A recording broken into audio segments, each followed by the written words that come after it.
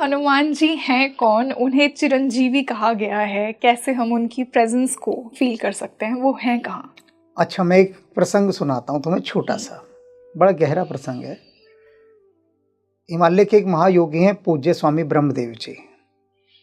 उनका आश्रम है हरिद्वार और ऋषिकेश के बीच में, औरवेली आश्रम। पिछले 40 वर्षों से वहाँ पर कोई प्रतिमा नहीं है। पहला एक ऐसा आश्रम जहाँ कोई प्रतिमा नहीं किसी भी प्रकार की। ओके।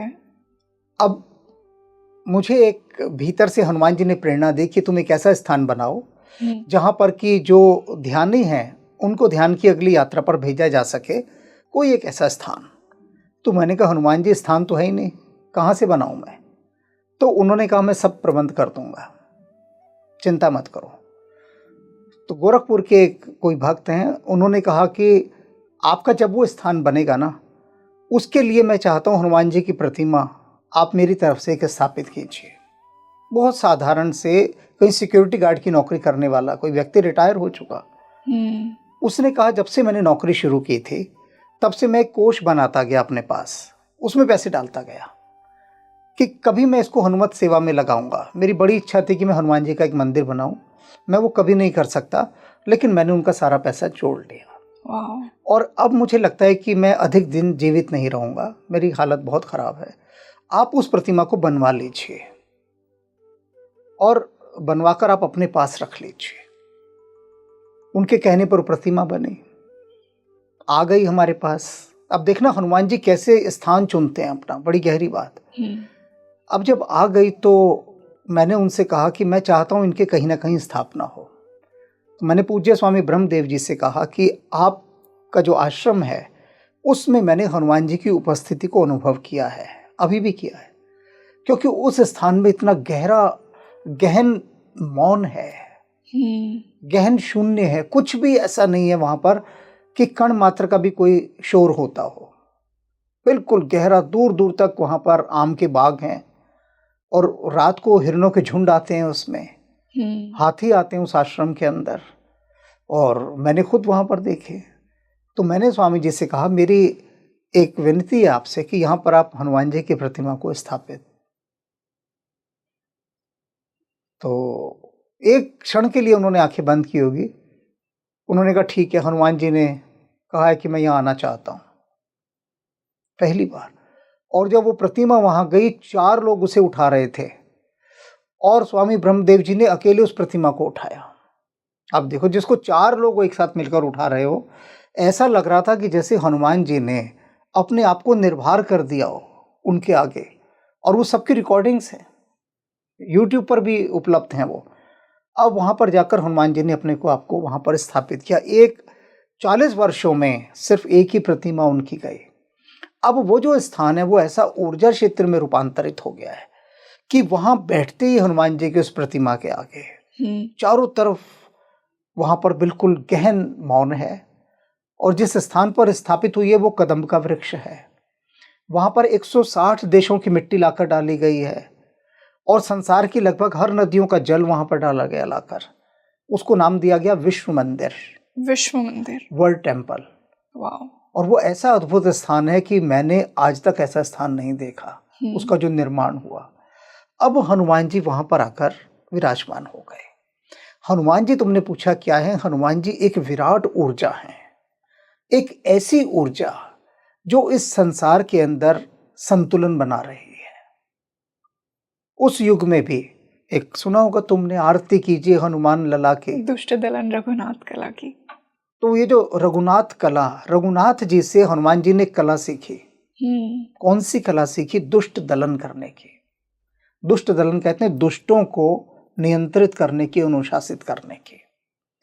हनुमान जी की ऊर्जा वह ऊर्जा है जो सात्विक लोगों को तो अनुकूल रखती है, उनका विकास करती है, लेकिन जो धरती का संतुलन बिगाड़ना चाहते हैं, धरती को कुरूप करना चाहते हैं, धरती को दूषित करना चाहते हैं, उन लोगों को हनुमान जी की वह ऊर्जा दंडित करती है। आरती कीजिए हनुमान लला की, दुष्ट दलन रघुनाथ कला की। वो रघुनाथ जी से, राम जी से कला सीखिए कि दुष्टों का दलन करो, क्योंकि धरती को यदि सुंदर बनाना है तो उसका एक ही मार्ग है कि दुष्टों को नियंत्रित रखना होगा। ये हनुमान जी का संदेश है। हनुमान जी कभी दुष्टों की दुष्टता को सहन नहीं करते हैं, किसी भी मूल्य पर सहन नहीं करते, क्योंकि वे स्वयं सरल, सात्विक और सहज हैं। और ये हनुमान जी की उपस्थिति इसलिए हर युग में हर काल में रही।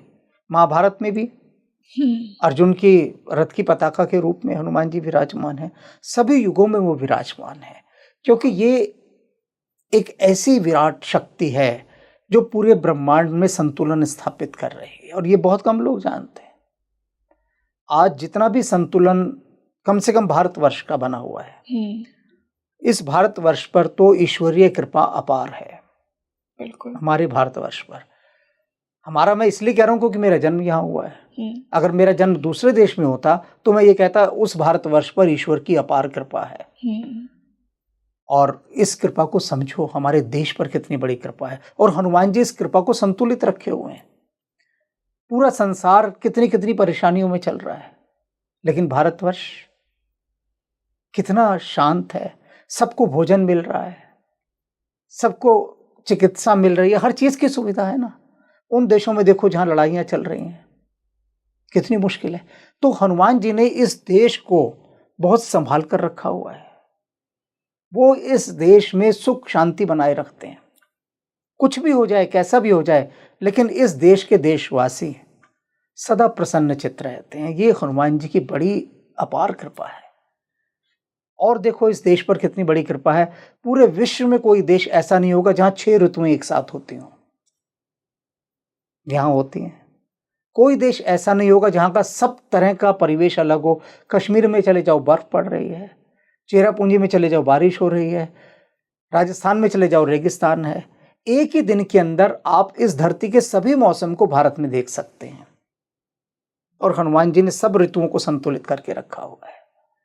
ये उनकी कृपा है अपार कि सारी ऋतुओं का संतुलन, और ये कोई नहीं जानता होगा कि कौन इन सबको संतुलित कर रहा है। ये हनुमान जी की ऊर्जा है जिसने इस भारतवर्ष पर अपनी असीम कृपा क्यों बना रखी है, क्योंकि यहाँ उनके इतने भक्त हैं, उनका इतना पूजन करते। पूजन से अभिप्राय क्या है कि उनके उस दिव्य तत्व को अपने में समाहित करने का प्रयास करते हैं। पूजन का ये अर्थ होता है, जब भी हमारा कोई आराध्य होता है हम उसके जैसा बनने का प्रयास करते हैं ना, उसके जैसे हो जाएं। बिल्कुल। तो स्वामी जी जैसा बोलते हैं कि शिव जी कैलाश पर रहते हैं, ऐसे हनुमान जी का कौन सा घर है? हनुमान जी का कौन सा घर है? हाँ, ये बताते हैं। यत्र यत्र रघुनाथ कीर्तन, कहते हैं जहां जहां पर भी राम की कथा हो रही है, हनुमान जी स्वयं कहते हैं, तत्र तत्र वहां वहां मैं उपस्थित हो जाता हूं हाथ जोड़कर। कितने अनंत रूप हैं हनुमान जी के। देखो वो कहते हैं जहां पर भी राम कथा हो रही है, जिस स्थान पर भी कोई राम का नाम ले रहा है और भावपूर्ण होकर ले रहा है, तो मेरी ऊर्जा वहां पर पहुंचकर अपनी उपस्थिति दर्ज करा देती है। और ये कभी अनुभव करना कि राममय होने का प्रयास करना, और ये जैसे ही राममय होने का प्रयास करोगी तो देखोगे कि हनुमान जी स्वतः ही वहां पर आ गए। स्वतः उनकी उपस्थिति कहीं पर, किसी भी काल में, किसी भी स्थान पर इस बात को अनुभव किया जा सकता है राममय होकर।